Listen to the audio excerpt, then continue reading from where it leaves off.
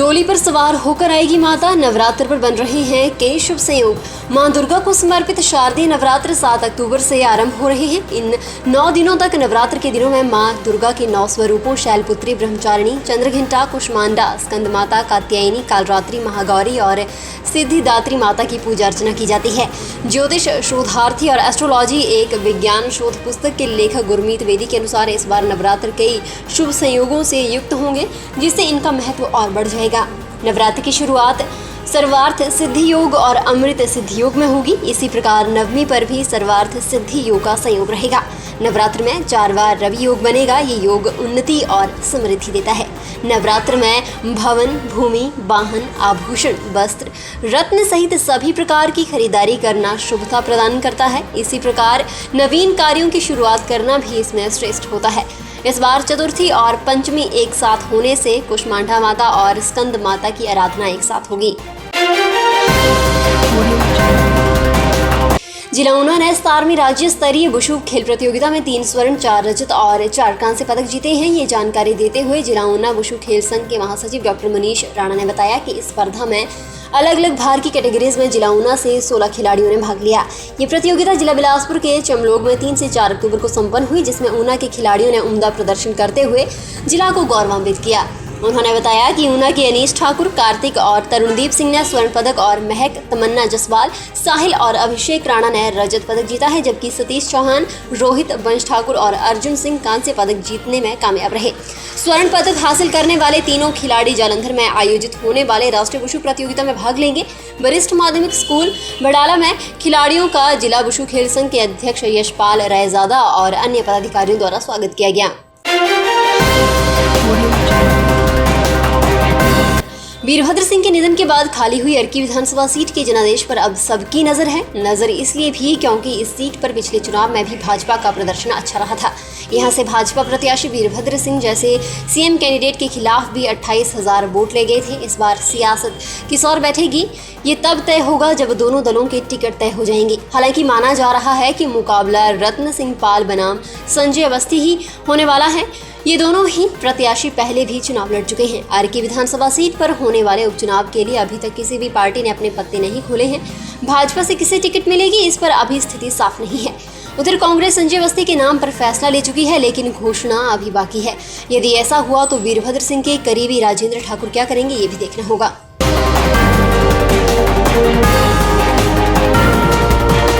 हिमाचल भाजपा में उपचुनाव के प्रत्याशियों पर लगभग सहमति बन गई है। संसदीय बोर्ड को बेशक पैनल भेजने की बात कही जा रही हो, लेकिन राष्ट्रीय उपाध्यक्ष सौदान सिंह की उपस्थिति में धर्मशाला में हुई बैठक में बहुत सारे मामलों में फैसले हो गए हैं। अगर 3 विधानसभा सीटों की बात करें तो जुब्बल कोटखाई से चेतन बरागटा का टिकट लगभग पक्का है और इसी तरह से अर्की से रतन सिंह पाल और फतेहपुर से भी इस बार बलदेव ठाकुर की लॉटरी लग सकती है।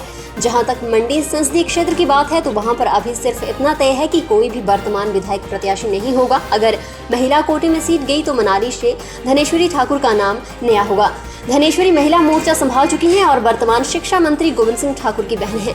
भाजपा इस सीट पर कुल्लू फैक्टर से बनाना चाहती है, इसलिए पूर्व सांसद महेश्वर सिंह का नाम भी उठाया जा सकता है। नए चेहरों में ब्रिगेडियर खुशहाल ठाकुर, पंकज जम्वाल, बिहारी लाल शर्मा, अजय राणा, निहाल चंद जैसे नाम भी चर्चा में हैं। 1-2 दिन में ये सारी स्थितियां साफ हो जाएंगी।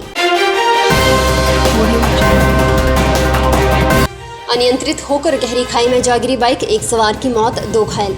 हिमाचल प्रदेश के चंबा जिले में पुलिस थाना चुवाड़ी के तहत एक दर्दनाक सड़क हादसे में सारना गांव निवासी एक युवक की मौके पर ही मौत हो गई। हादसे में 2 अन्य युवक घायल हो गए। जानकारी के अनुसार तीनों युवक बाइक पर सवार होकर जा रहे थे। इसी दौरान चुवाड़ी से ठीक 1 किलोमीटर आगे रायपुर मार्ग पर बाइक अनियंत्रित होकर गहरी खाई में जा गिरी।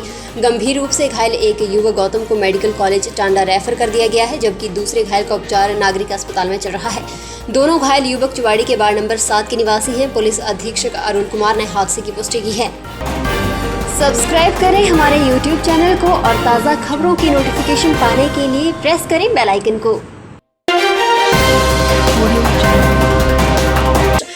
हिमाचल प्रदेश के मंडी जिले में सरकाघाट की तहत बस्थला गांव में पति को आत्महत्या के लिए उकसाने वाली डाक विभाग में बतौर डाकिया तैनात महिला पर उसके ससुरालियों और ग्रामीणों ने कई आरोप लगाए हैं। पति को आत्महत्या के लिए उकसाने के आरोप में महिला जेल में है।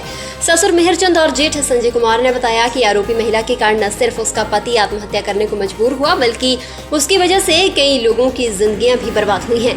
उन्होंने कहा कि महिला ने अपनी ड्यूटी ढंग से नहीं की और समय पर लोगों के कॉल लेटर, प्रमाण पत्र, रजिस्ट्रियां, पोस्ट, रसीद आदि उन तक नहीं पहुंचा पाए। महिला के पास से हजारों जरूरी कागजात मिले हैं जो लोगों तक समय से नहीं पहुंच पाए हैं। उन्होंने कहा कि 2014 से अब तक 14 स्टेशन महिला बदल चुकी थी। इनमें नवाही, चोलथरा, रखोह, सरकाघाट, बहिना, बलद्वाड़ा, गोपालपुर, नरोला आदि जगहों पर ये तैनात हो चुकी थी। इसके पास से 1029 आधार कार्ड, 2500 से अधिक speed post, call letter, LI रसीद बुक, चेक बुक, प्रमाण पत्र से भरी 3 बोरियां मिली हैं। कई दस्तावेज तो खराब हो चुके हैं। उधर विश्वकर्मी सभा गोपालपुर के पूर्व प्रधान एवं प्रदेश संयोजक NC भारद्वाज, ग्रामीण अमर सिंह, जगत राम आदि ने मांग की है कि इस लापरवाह कर्मचारी पर कड़ी से कड़ी कार्रवाई की जाए।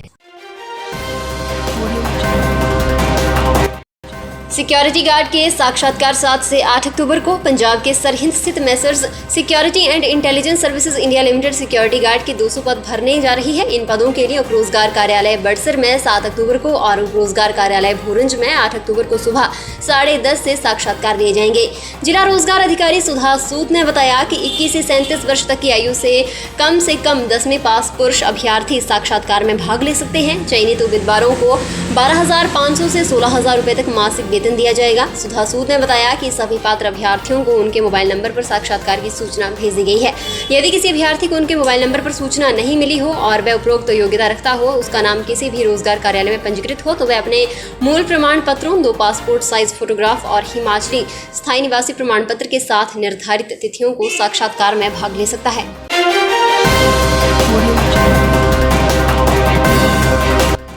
वाटर स्पोर्ट्स से लौटेगी नदौन की पुरानी शान, पर्यटन को लगेंगे पंख। छोटी छोटी पहाड़ियों के बीच कई किलोमीटर तक फैली सुंदर घाटी, साथ में कलकल बहती सदा नीरा ब्यास और सामने धौलाधार की बर्फ से ढकी धवल चोटियों की शानदार झलक देखने को मिल जाए तो एक सैलानी और प्रकृति प्रेमी के लिए इससे बेहतर सुखद अनुभव एवं यादगार पल भला और क्या हो सकता है। ब्यास नदी के बाएं छोर पर बसे जिला हमीरपुर के एक छोटे से कस्बे नदौन और इसके आसपास के क्षेत्रों में इस तरह के बेहद खूबसूरत नज़ारे देखने को मिलते हैं। शायद यही कारण है कि नदौन के बारे में एक कहावत प्रचलित है कि जो आए नदौन तो फिर जाए कौन, यानी जो एक बार नदौन आता है तो फिर उसका मन यही रम जाता है। कटोच वंश की ग्रीष्मकालीन राजधानी रहे नदौन का वैभवशाली इतिहास रहा है और यहाँ की ऐतिहासिक धरोहरें आज भी इसकी प्राचीन शान की कहानी बखूबी बयां करती हैं। अपने प्राकृतिक सौंदर्य के साथ साथ इतिहास के विभिन्न कालखंडों में ऐतिहासिक, धार्मिक और व्यापारिक दृष्टि से महत्वपूर्ण रहे इस क्षेत्र के वैभव को पुनर्जीवित करने की दिशा में वाटर स्पोर्ट्स और एडवेंचर टूरिज्म अहम भूमिका निभा सकता है।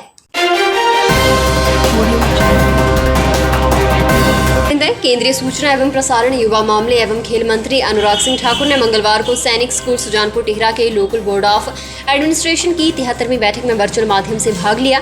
इस वर्चुअल बैठक में स्कूल से संबंधित विभिन्न मुद्दों, विशेषकर ढांचागत विकास को लेकर विस्तार से चर्चा की गई। इस अवसर पर अनुराग सिंह ठाकुर ने कहा कि कई सराहनीय उपलब्धियां हासिल कर चुके प्रदेश के इस एकमात्र सैनिक स्कूल को देश के टॉप 3 सैनिक स्कूलों में शामिल करने के लिए हर संभव प्रयास किए जाएंगे। उन्होंने स्कूल के अधिकारियों से कहा कि वे इस संस्थान को टॉप 3 में लाने के लक्ष्य निर्धारित कर आगे बढ़े। वे इसके लिए शैक्षणिक, खेल और आउटडोर सुविधाओं से संबंधित अन्य आवश्यक ढांचागत सुविधाओं का आंकलन करें। इसके साथ ही हॉस्टल, अकादमिक ब्लॉक और अन्य सुविधाओं का भी अन्य सैनिक स्कूलों के साथ तुलनात्मक विश्लेषण करें ताकि इनके आंकलन के आधार पर आवश्यक कदम उठाए जा सकें।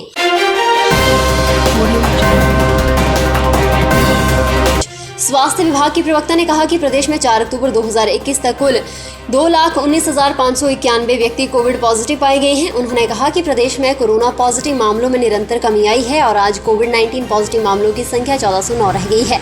उन्होंने कहा कि प्रदेश में 27 सितंबर 2021 से 3 अक्टूबर 2021 के दौरान कोविड के 52,220 टेस्ट लिए गए, जिनमें से 1,086 पॉजिटिव मामले और पॉजिटिव दर 2.1% दर्ज की गई। इस अवधि के दौरान जिला बिलासपुर के कुल 5,948 लोगों के कोविड टेस्ट किए गए, जिनमें से 121 लोग पॉजिटिव पाए गए और पॉजिटिविटी दर 2% रही। चंबा में कुल 3,673 लोगों के कोविड टेस्ट किए गए, जिनमें से 21 लोग पॉजिटिव पाए गए और पॉजिटिविटी दर 0.6% रही। हमीरपुर जिला में कुल 5,000 592 लोगों की कोविड टेस्ट की गई, जिनमें से 251 लोग पॉजिटिव पाए गए और पॉजिटिव दर 4.5% दर्ज की गई। कांगड़ा जिला में कुल 10,074 लोगों की कोविड टेस्ट किए गए, जिनमें से 274 लोग पॉजिटिव पाए गए और पॉजिटिविटी दर 2.7% रही। किन्नौर में कुल 929 लोगों की कोविड टेस्ट की गई, जिनमें से 22 लोग पॉजिटिव पाए गए और पॉजिटिविटी दर 2.4% रही। फिलहाल के लिए बस इतना ही, और बड़ी खबरों के लिए बने रहे न्यूज़ सुपर भारत के साथ।